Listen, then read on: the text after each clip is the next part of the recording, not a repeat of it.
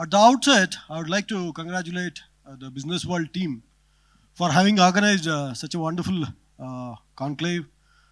The agenda, I think you would have seen, very interesting.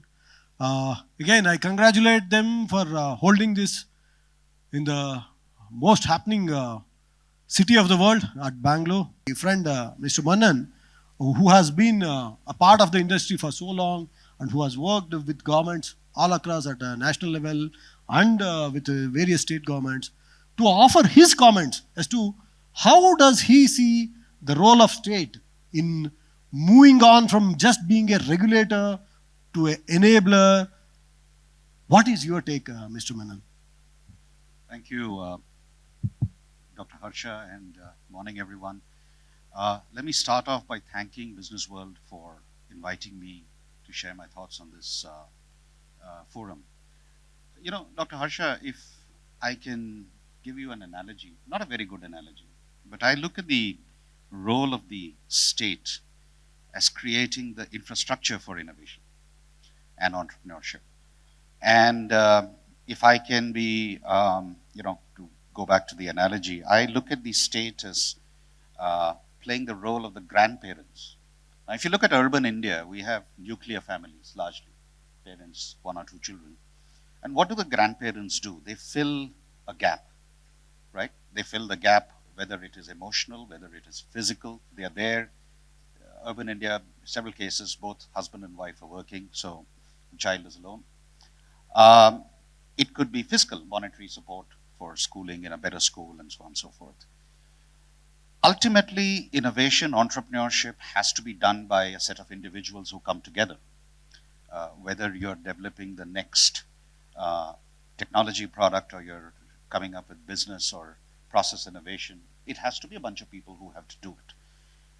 What the state has done, and this has been successfully done, Karnataka, as you mentioned, is the leader. And I think the southern states, Karnataka, Andhra, Telangana, Tamil Nadu, have been literally in the forefront. What has happened is, when I say the infrastructure for innovation and entrepreneurship, at one level it is physical, right? There is incubation centers. Again, I think Bangalore had among the first, but now Telangana has T-Hub, which is among the largest in the country. But let's not forget, I mean, I remember when I started my career in Bangalore in the technology industry way back in the late 80s, 90s. We didn't have broadband, what you take for granted. We used to have dial-up phone lines. You took a BSNL line connected to a modem, and you had a 9.6 kbps link. And you had the Software Technology Parks of India, STPI, and an entity which doesn't exist today called Videsh Sanchar Nigam Limited, VSNL. And you went to them and you took a microwave 64 kbps link, you put a tower on your terrace, you oriented the receiver towards either Electronic City, STPI, or to Sona Towers in Miller Road. And that's how the software industry started. Today, we talk about unicorns. Let's not forget, Wipro and Infosys started from this very city. So, you know, I often say that, since you led off with Karnataka and we are in Bangalore, I've often heard this saying that, pardon me, I heard this in Hindi, so I'll give it to you in the original. Silicon Valley ke hawa pani mein magic hai. Magic happens. Arey bhai, Bangalore mein bhi wo magic hai. So, the city accounts for 40% of the total software exports of this country. And we are roughly a $200 billion software services industry. This country accounts for a significant percentage of the 130 billion electronic system design manufacturing industry in India. And many years ago, in one of my avatars, I was the president and CEO of the India Electronics and Semiconductor Association. And I used to make a statement both here and in Delhi. Unfortunately, I used to end up spending more time in Delhi. There is probably no chip in the world which is not touched by Bangalore in some way. It could be VLSI design, it could be verification, it could be software, and definitely apps. So the role of the state, you provide that infrastructure, you provide, as I said, physical infrastructure. But again, it started from Bangalore. I've taken that model elsewhere around the country. Startups require a lot more than physical infrastructure. A bunch of bright youngsters come together, mentor networks. It could be mentoring for technology. You could have review boards of experts which could come together. And I remember one of the first networks was here in Bangalore, Karnataka government working together with NASSCOM and IESA to set up mentor networks. It could be assistance for HR, finance and admin, corporate governance, and the state led from the forefront in terms of reimbursement and support for patent filing. Patent filing, very important to protect your innovation for a startup, very expensive. It's about 2 to 3 lakhs at least for each patent. And if you're doing a global PTO, then it's close to 10 plus lakhs. And entrepreneurs can use that money to do a whole bunch of other things. And when the state steps in and says, I will walk hand in hand with you and I will support you, that is when innovation flourishes. And let me just round off my point with one statement. A lot of, especially young entrepreneurs, think it is, the job of the state to support innovation. I'd like to correct them. It's not the job of the state to support innovation for the sake of innovation. Why do countries support innovation? Why do state governments support it? And South Korea, Japan, Israel are shining examples. Countries support it and encourage innovation because it enables them to deliver better, faster, cheaper services, products to their citizens. Second, if you're doing disruption through innovation, and I'm not getting into this whole argument about disruptive versus incremental innovation, and again, one of the finest books on that subject was written by a professor from IIM Bangalore, so let's not go there. But when the state supports innovation and you get disruption, the citizens benefit from, as I said, cheaper, faster, better services. But overall, the other incumbents in the industry also pull up their socks and the whole sector grows. And that is why the role of the state, often overlooked, but very critical for innovation. So I'll stop it at that. Wonderful, Mr. Menon. Very valuable insights. As Mr. Menon rightly told, state has to look beyond just physical infrastructure like, say, few software parks, or roads, or transport networks, or even putting up a metro infra, maybe a good airport. All these are basic minimum things to start.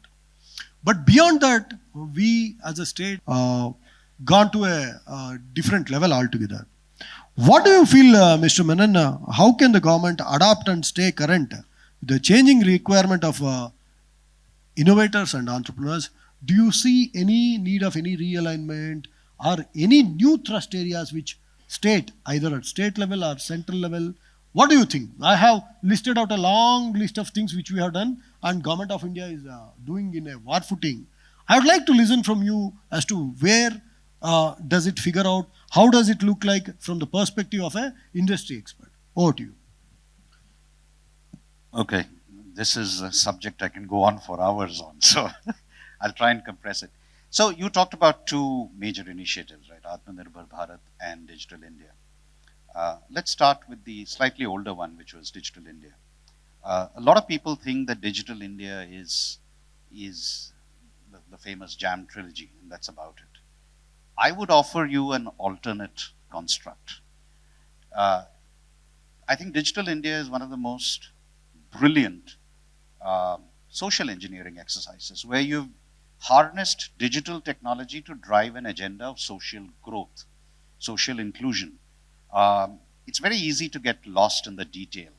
Jan Dhan accounts, and the numbers are huge, right? So many Jan Dhan accounts opened. We manufactured last year, I think 200 plus million mobile phones, and we were at the only factory we had, which was Nokia, had shut down in 2012-13 because of the tax issues.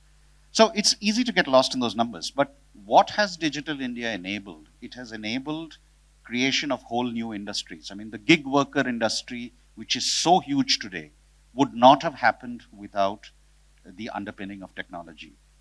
Atmanirbhar Bharat, I'll come back to it because that is my other big focus on indigenous manufacturing. Um, Essentially, what has happened is that when you have created these market opportunities, you have opened up sectors of the economy and people can contribute.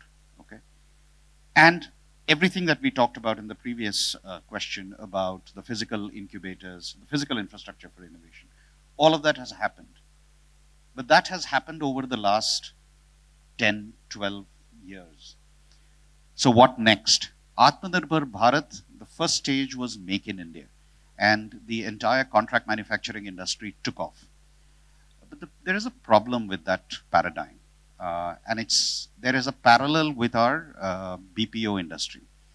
We started, Bangalore had several, but the first BPOs came into Gurgaon and Mumbai, and then they came to Bangalore. They went on to other places. You had kids, 20-year-old kids who were taught, Srinivasan became Sam, Ramakrishnan became something else, and everyone acquired an American accent. All very good. But just like BPO went away because of cost reasons, and today it's in Philippines and stuff like that. Similarly, the problem with contract manufacturing is that it relentlessly chases the lowest cost paradigm. So if you look back in history, in the 70s, contract manufacturing went from the mainland of the United States. It first went to Mexico, and then it came eastward. It went to Singapore, it went to Taiwan, then it went on to China. The Sino-US tensions accelerated a process that had already happened, because even in China, just like our BPO industry came to Gurgaon and Mumbai, and then came to Bangalore, went to Pune, went on to smaller states like Coimbatore, etc., smaller cities like Coimbatore, etc. Similarly, contract manufacturing started in Shanghai, went inwards.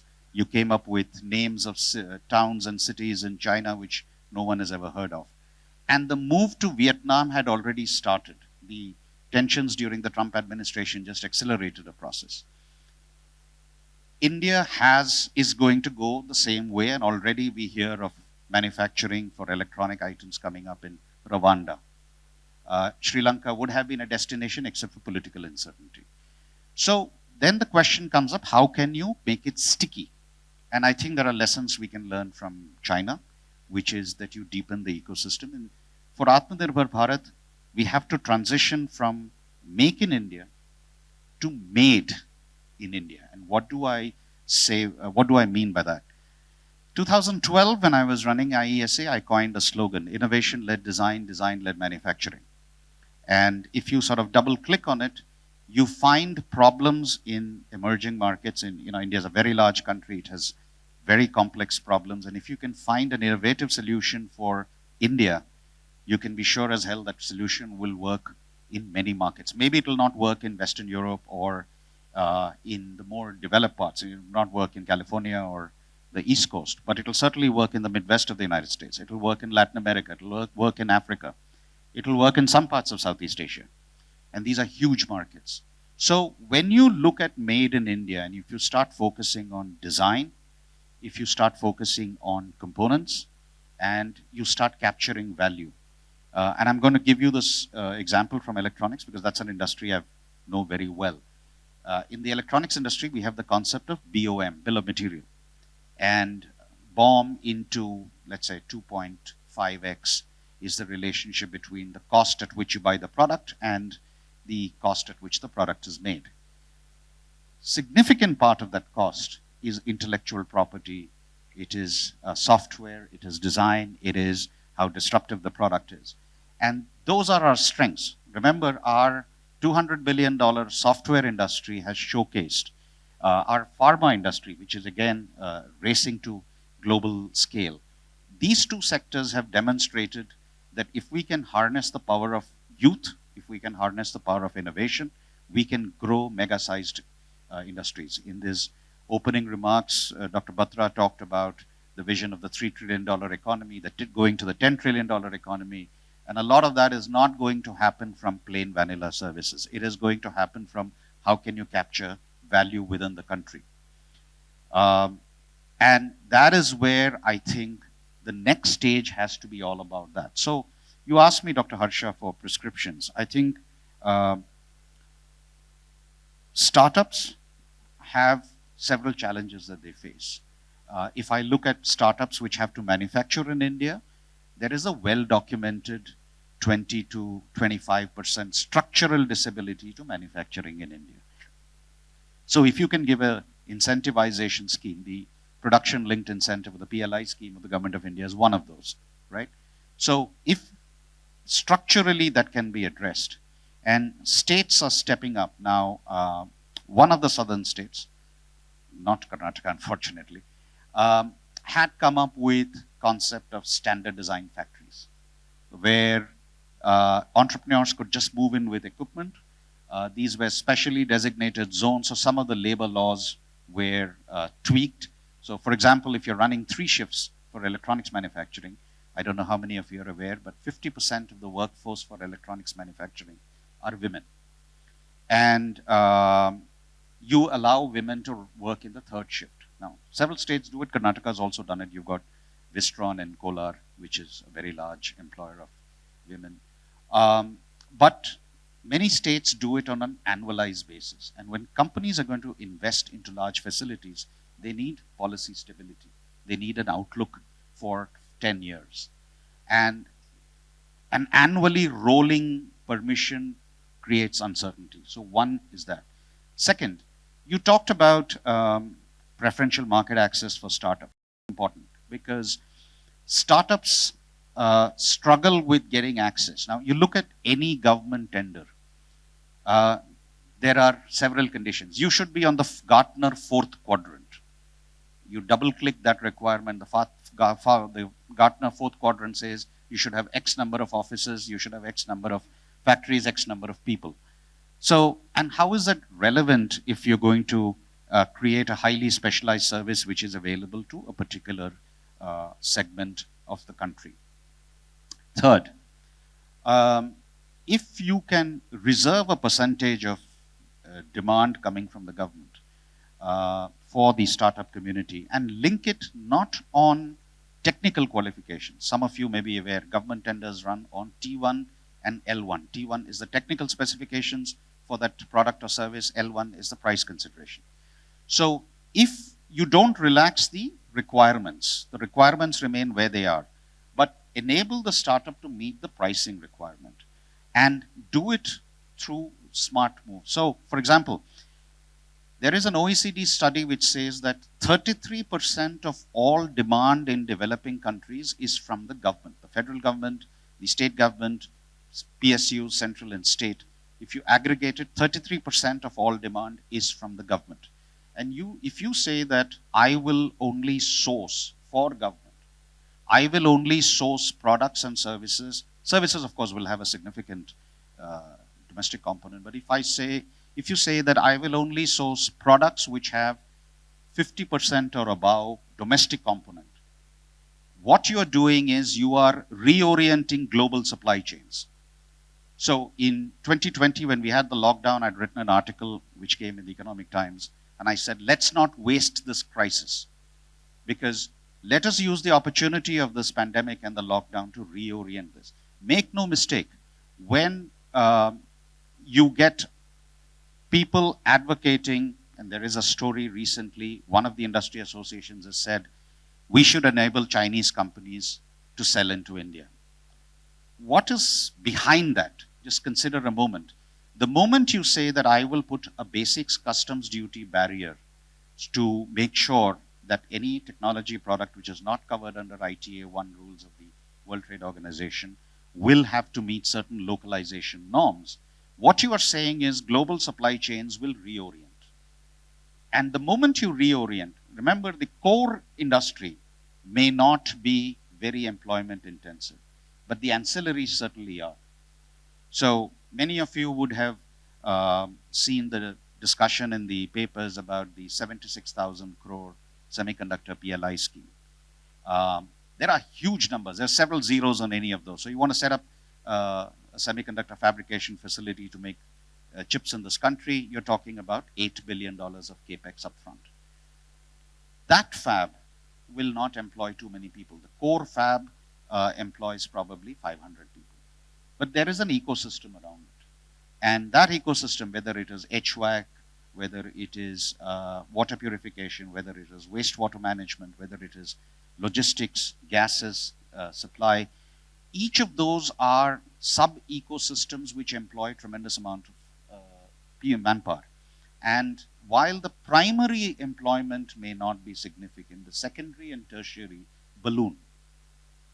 And that is where the state, if it says, I will create policies which enable local industry, local startups with value addition to sell here. And Dr. Harsha, you raised an important point. If we don't support our entrepreneurs, who will? Gladdened my heart, because last year in Delhi I was talking and I said, if the government of India doesn't support Indian companies, do we expect the government of China to support our companies? So thank you for making that statement. Wonderful, wonderful. You have touched upon majority of the very critical part of the whole thing. Although I would like to move on and sort of take it forward. August House. Yeah, Dr. Harsha, let me ask you this.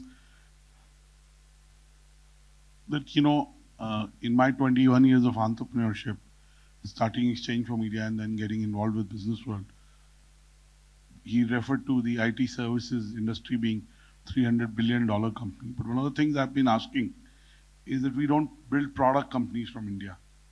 Do you see that changing over the next 3 years? I welcome your comment. Have we finally started building product companies, or we still have a long way to go? Let me hear to Mr. Menon first, from the industry perspective. If I step away from technology for a moment, let's look at one of the finest brands in watches, Titan. And the Titan Edge, the thinnest watch in the world, even today.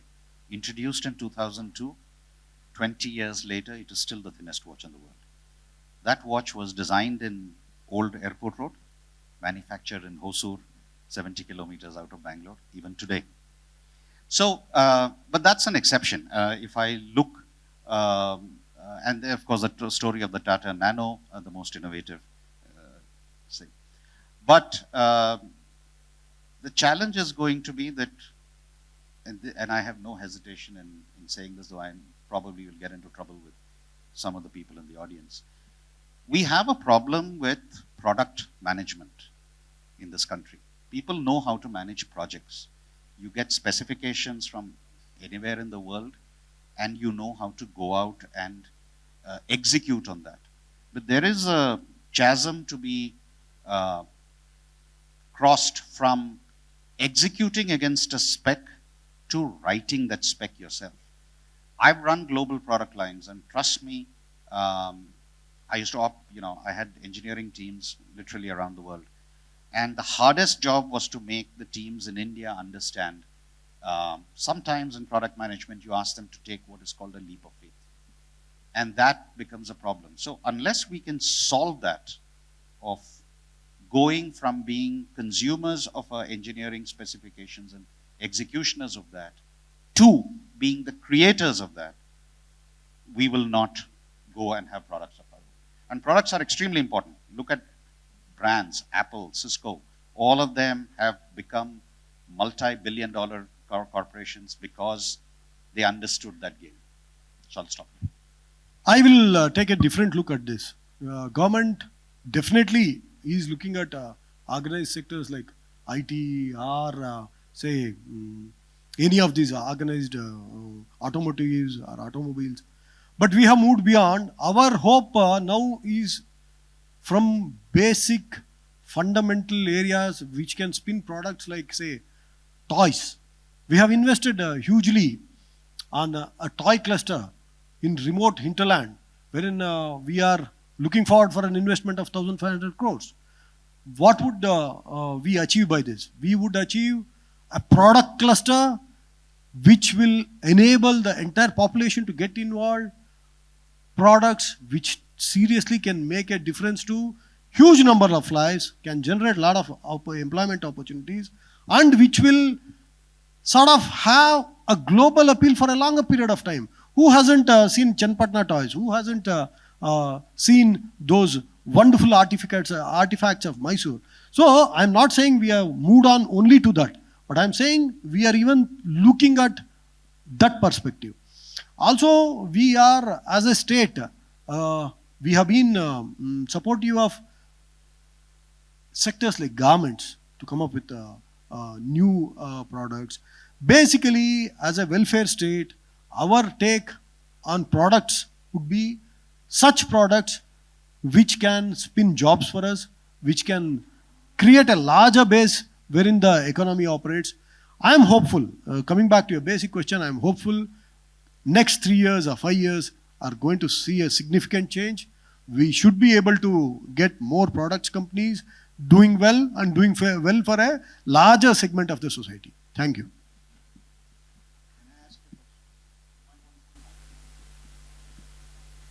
Good morning, sir. My question is, you were talking about innovation and new designs to sustain all our economy and industry. But doing that, we have to keep in mind so many factors like global warming, then green energy production, then reducing carbon footprint. So every product we design from now on, we should keep these things in mind. So we have to also develop research centers to look into these aspects to the and the materials used to develop the product, which doesn't contribute to all this carbon footprint to reduce that. And even renewable sources like solar, wind, they're also limited because of the throughout the it depends on how the weather is throughout the year. So we have to look at other resources like tidal energy and these kind of things, which are seems to be perennial for our energy production. And finally, we have to look at in this whole framework to develop our new products, I thought. Sir, you have touched upon a very, very globally relevant thought process. I would like to just reflect upon it. I don't see a specific answer or a specific question involved here, but it involves each one of us sitting in this room as to what are we leaving the next generation to live in. Sir, I would like to draw your attention to as it is happening today. Please sit down. Kindly sit down. See, London yesterday has recorded 40 degrees. Okay, 40 degrees centigrade, which is a first in the history. Europe is burning with wildfires, which was never heard of in the past. Australia, specifically Sydney, has received 300 millimeters of rain on a single day, which would be the same, maybe an annual rainfall at many of our places in India. What does it speak of? It speaks of what the gentleman just now flagged. So, as we speak of development, as we speak of fast-paced wealth creation, we should also look at what is the value created. We should not restrict ourselves to valuation alone. Also, we should move beyond profits towards profile. What is that am I creating? What is that disruption should not just be at the technology level. Disruption should also help and sustain this fragile planet. Just to add to where government stands on this, sir, you would appreciate that we are the first one to seriously take note of this. Our electrical vehicle policy goes at length in addressing these concerns. We are invested big time into it. We are very keen to protect our natural resources, to reduce the carbon footprint. Not only that, you spoke of the larger concerns of sustainability of, say, water resources. So there are huge list of things which should be done to save ourselves from the catastrophes of the global warming. If we speak of our own state, we have been seeing some phenomenal kind of floods which were never there. I am telling this being a student of wildlife. I am a PhD student of wildlife and management. Lot of our precious patches in Western Ghats are just disappearing. Biodiversity is at a threat level which was never there. If we behave in the same way, then majority of the species will get pushed into that red category of IUCN classification. So these are fine, high sounding words, but what is the action plan? Action plan is definitely all governments are in tune with this. Even public figures are doing high decibel campaigns on saving rivers, saving soil and all. But it should begin at home. We should see to that. We should cut down our consumeristic activity, attitude, cut down on the plastic usage, become a responsible citizen. Look at the impact that we are leaving with each act of ours. I think the millennials are definitely aware of realities.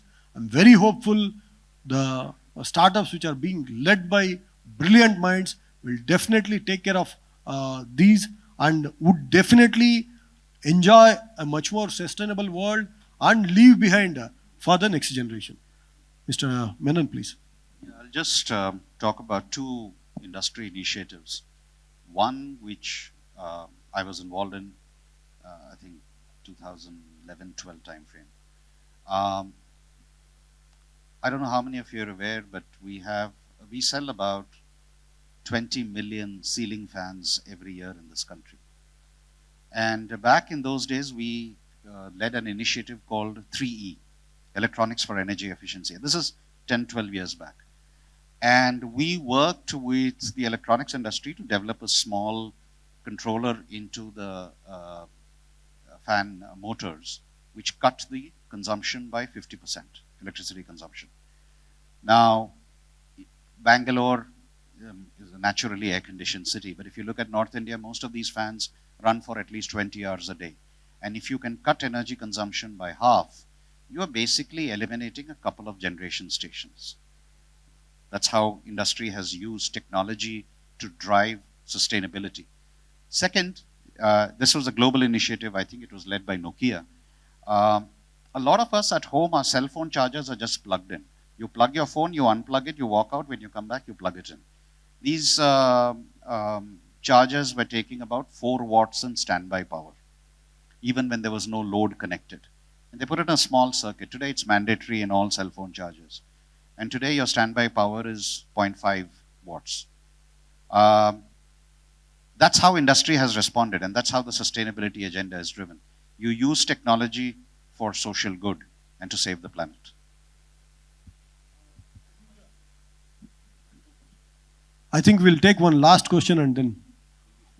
Madam, I would like to hear to you. Yeah. Sir, actually, I have a question. Like all the aircrafts got manufactured in HAL, but it is sent to US to get US certification. And number 2 question, all the medicines from India, made in India, it goes to Rwanda, Uganda, Tanzania. Then from Africa, it goes to US to get US certification. Third is like, as we spoke about EV buses. So the EV like JBM, what we have presently in Bangalore, so it is based out of Mathura. So all the spare parts come from China, they assemble and they run it. So we are also planning to come up with EV buses. But the issue is again, we have to outsource all the things from China or from South Korea. So that is a major challenge which our India is facing.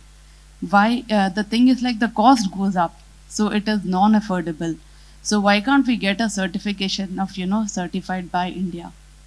So it's a food for thought. Madam, I think it's a very valid point.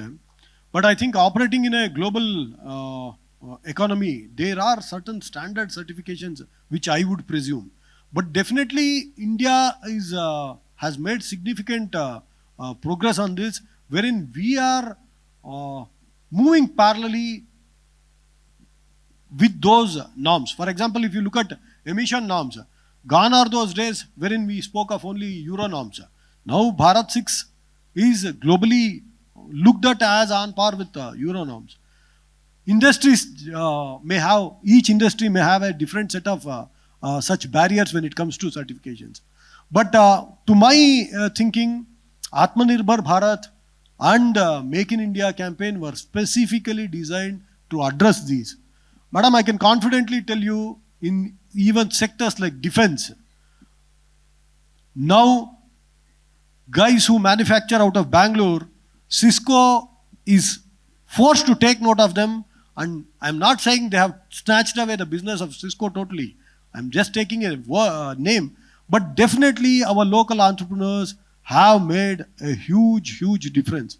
So definitely a day would come wherein the supply chain should get stabilized, and an entrepreneur need not look beyond India to either for certifications or for sourcing the supply chain. This is what is my take. Mr. Menon? Yeah, I will just add to this. I've led some of the committees at BIS, and